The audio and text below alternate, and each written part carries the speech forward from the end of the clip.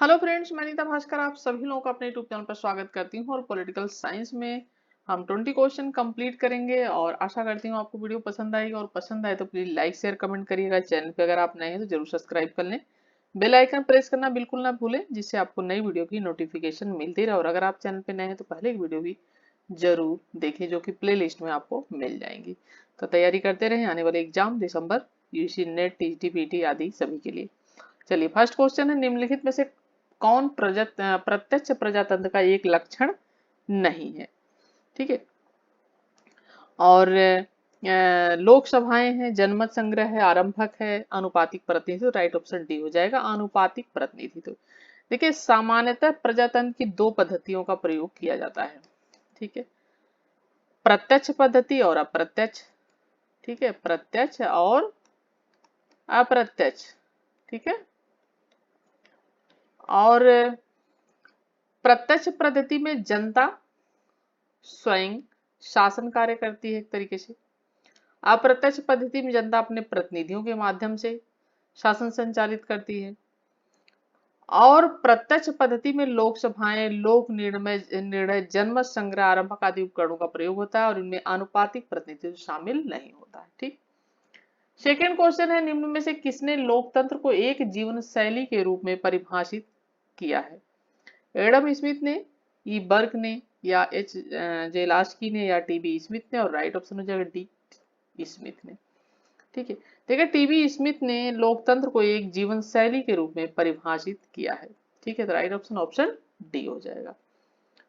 A new democracy नामक पुस्तक का लेखक कौन है। सी.डी. बर्न्स, लॉर्ड ब्राइस, मास्की, माओ से तुंग। राइट ऑप्शन हो जाएगा माओ से तुंग, ए न्यू डेमोक्रेसी। माओ से तुंग ने on new democracy, on contradiction 1937, और न्यू डेमोक्रेसी ये 1940 में।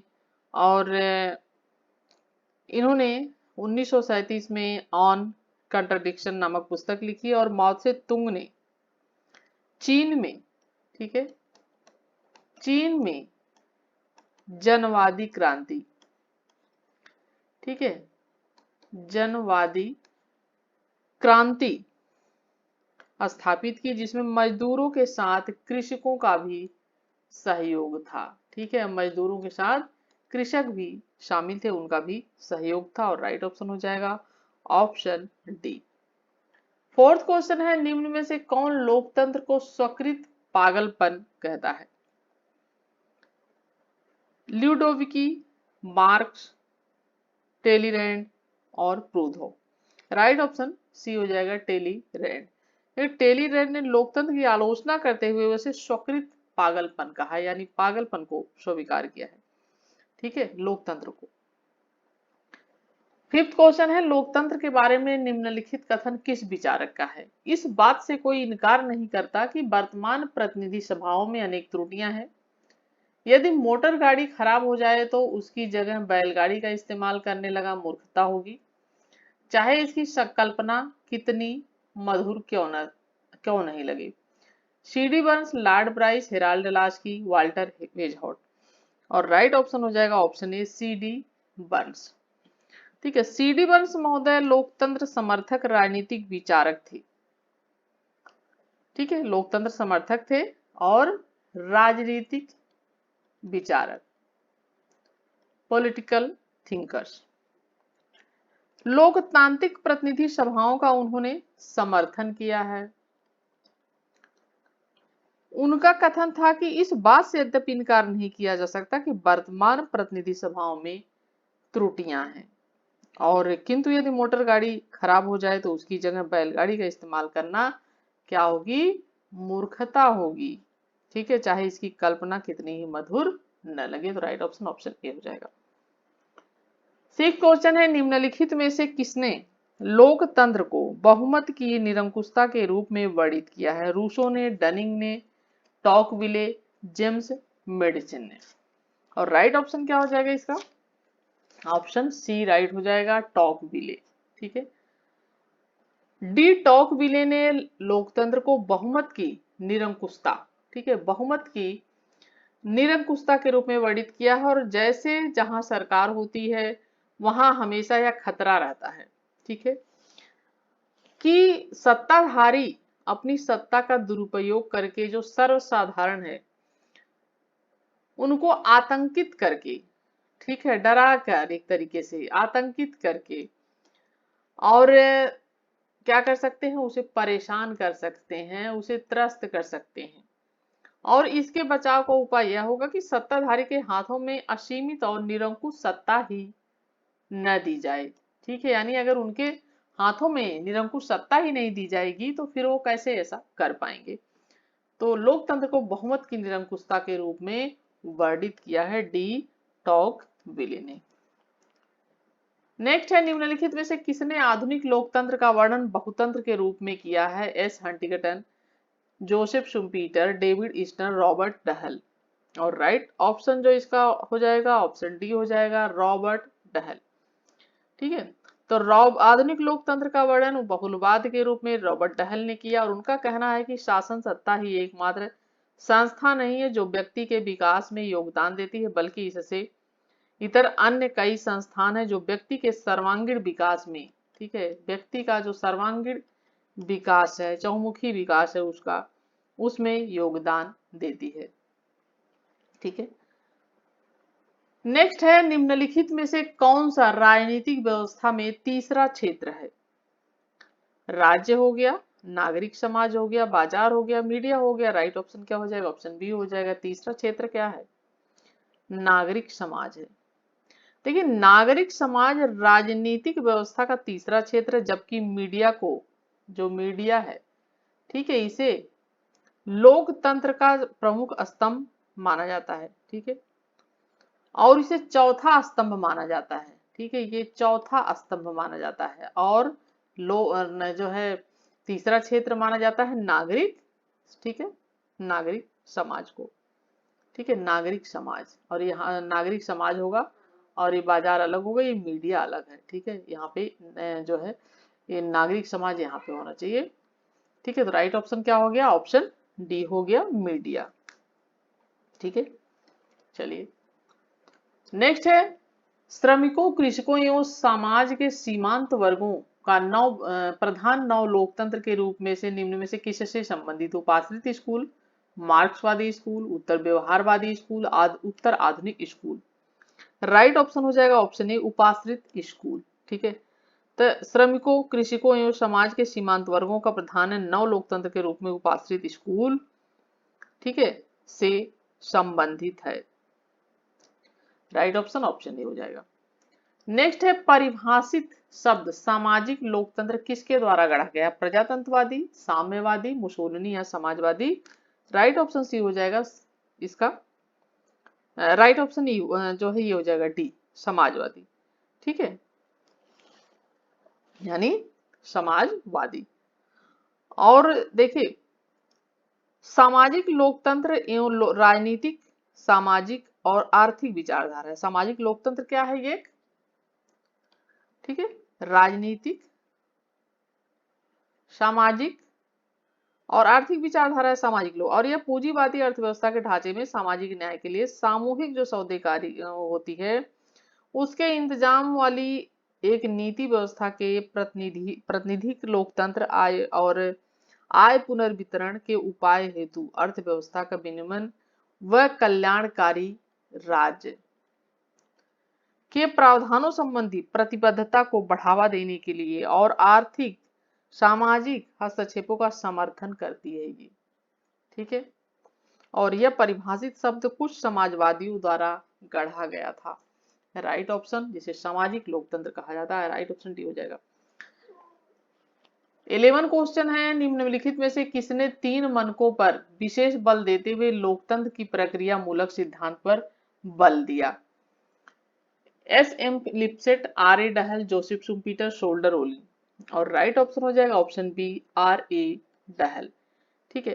देखिए, प्रक्रिया मूलक लोकतंत्र लोकतंत्र को सफल एवं मजबूत बनाने के लिए कुछ विशेष प्रक्रिया विशेष और नियमित चुनाव, राजनीतिक समानता आदि को सुनिश्चित करते हुए निश्चित प्रक्रियाओं पर क्या करता है? वो बल देता है, ठीक है। और रॉबर्ट ए डहल ने 3 मानकों पर बल देते हुए लोकतंत्र के प्रक्रिया मूलक सिद्धांत को व्याख्या की है, उन्होंने व्याख्यातित किया है इसे। और वह प्रभावी जन सहभागिता स्वीकार में भी समानता और सभी सदस्यों के समक्ष चुनौती प्रस्तुत करने के पक्षधर है वो, और जिसके अंतर्गत वैकल्पिक नैसर्गिक नीतियों और अन्य परिणामों के बारे में लोग सीख सकें। ठीक है, चलिए 12 क्वेश्चन है सर्व सहवर्तन। ठीक है, सहवर्तन लोकतंत्र का एक अपूर्ण सिद्धांत है। आर क्या है? आर क्या है?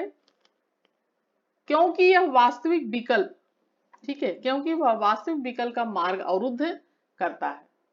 ठीक है, और दोनों कथनों के संदर्भ में निम्नलिखित में से कौन सा कथन सही है? ए और आर दोनों सही हैं, आर ए का सही स्पष्टीकरण है। बी है ए और आर दोनों सही हैं और लेकिन आर ए का सही स्पष्टीकरण नहीं है। सी है ये सत्य है परंतु आर असत्य है, और डी है ये सत्य है परंतु आर सत्य है। और राइट ऑप्शन हो जाएगा ऑप्शन सी। ठीक है, ए सत्य है लेकिन आर क्या है? असत्य है, यानी ए सत्य है कि सहवर्तन लोकतंत्र लोकतंत्र का एक अपूर्ण सिद्धांत है। ठीक है, ये जो है सहवर्तन लोकतंत्र लोकतंत्र का एक अपूर्ण सिद्धांत है। तो राइट ऑप्शन यहाँ पे हो जाएगा ए सत्य है लेकिन आर असत्य है। देखिए, मूल रूप से सहवर्तन लोकतंत्र का लक्ष्य सरकार को स्थिरता प्रदान करना,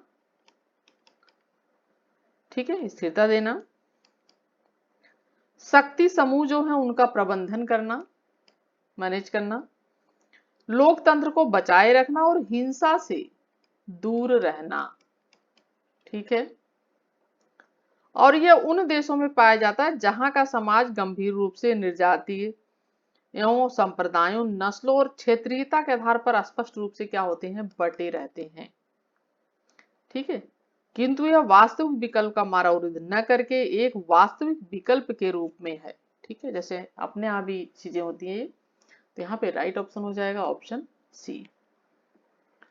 नेक्स्ट है जनतंत्र को बृहद जट और जटिल समाजों के लिए आधुनिक समाज में व्यवहार बनाने वाला प्रमुख विचार क्या? अधिकार है, संघवाद है, विकेंद्रीकरण है, प्रतिनिधित्व है। ठीक है, राइट ऑप्शन क्या हो जाएगा? ऑप्शन सी हो जाएगा विकेंद्रीयकरण। देखिए, जनमत को बृहद और जटिल समाजों के लिए आधुनिक समय में व्यवहार बना प्रमुख विचार क्या है? विकेंद्रीकरण है। विकेंद्रीकरण कार्यों, शक्तियों, ठीक है, लोगों को या चीजों को केंद्रीय स्थान या प्राधिकारी से हटाकर पुनः विभाजित करने की, ठीक है, क्या है? प्रक्रिया जो होती है उसको कहते हैं। ठीक है,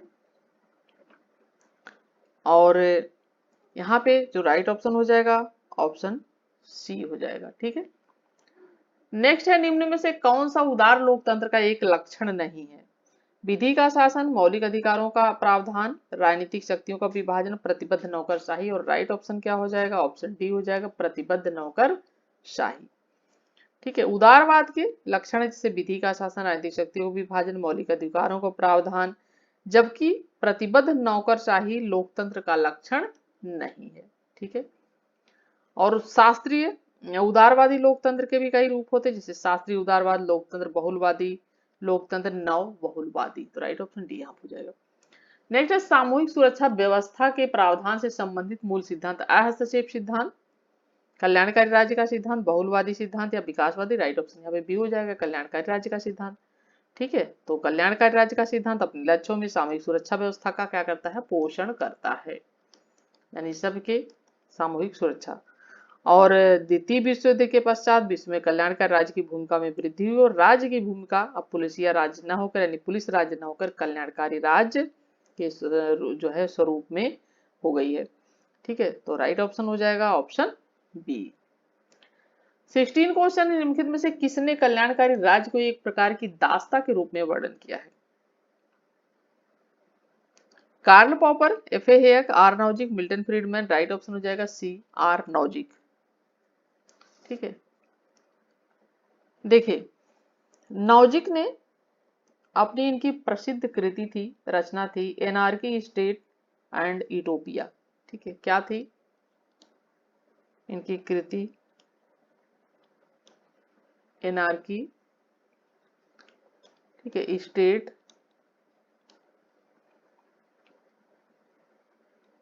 ठीक है, and utopia.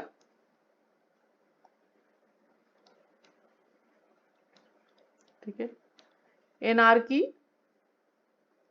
State and utopia कब की है ये? 1974। तो इन्होंने इसके अंतर्गत लॉक के राज्य सिद्धांत को एक नए संदर्भ में दोहराते हुए यह तर्क दिया कि प्राकृतिक दशा में व्यक्तियों के क्या होते हैं? अपने अधिकार होते हैं, जिनकी रक्षा के लिए समाज और राज्य का क्या होता है? निर्माण होता है, किया जाता है। और नौजिक के चिंतन का केंद्र क्या है? व्यक्ति है। ठीक है, वह यह नहीं मानता कि समाज, राज्य या अन्य किसी समुदाय के कोई अधिकार या कर्तव्य हो सकते हैं। उनकी वैधता वहीं तक है जहां तक वे व्यक्तियों के स्वैच्छिक समूह हैं, संगठन है।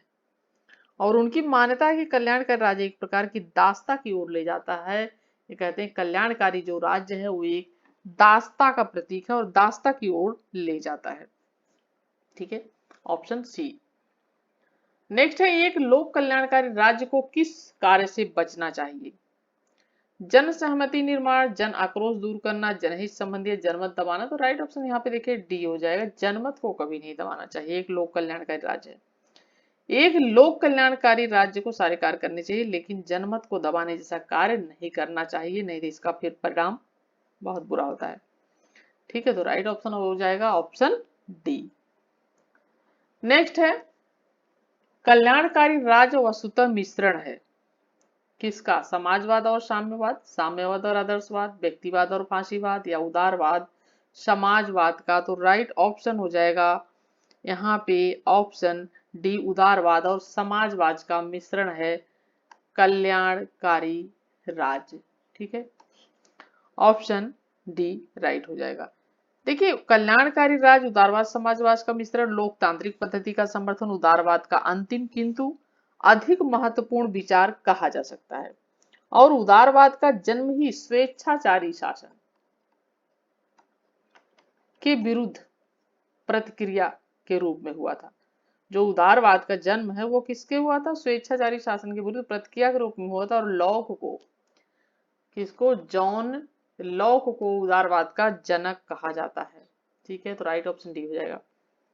19 क्वेश्चन है, शांत घाटी आंदोलन का संबंध था पर्यावरण, औद्योगिकरण, संचार, इन सभी से। और राइट ऑप्शन हो जाएगा ऑप्शन ए, पर्यावरण से। देखिए, शांत घाटी आंदोलन केरल राज्य के, केरल राज्य के शांत घाटी में हुआ था, वहां पे शांत घाटी जो है। और यह आंदोलन 1973 से शुरू हुआ और कब तक चला ये? 1980 तक, यानी पूरे 7 साल। और शांत घाटी आंदोलन का संबंध किससे था? पर्यावरण से, इन्वायरमेंट से। और विकास की अंधी दौड़ में इंसानों ने क्या किया? पर्यावरण को तहस नहस किया, उसको बर्बाद किया विकास के नाम पे। विकास तो जो हुआ हुआ, लेकिन उससे क्या हुआ? हमारे जो नेचुरल सोर्सेस थे, नेचुरल जो चीजें थी, वो क्या हुई? वो काफी तहस नहस हुई।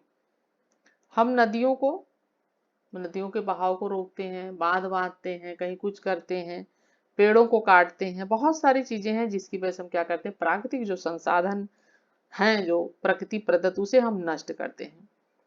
ठीक है, तो विकास की अंधी दौड़ में इंसानों ने क्या किया? पर्यावरण को तहस नहस किया। अपने महत्वाकांक्षी प्रोजेक्ट के लिए कई बार सरकार ने जंगलों को सफाया करा, उनका दोहन किया और नदियों को बांधा, लाखों पेड़ कटवाए। लेकिन ऐसे में कई बार पर्यावरण के लिए खुद स्थानीय लोगों ने क्या करी है? बचाने के लिए लड़ाइयां भी लड़ी है। ये है शांत घाटी आंदोलन का संबंध।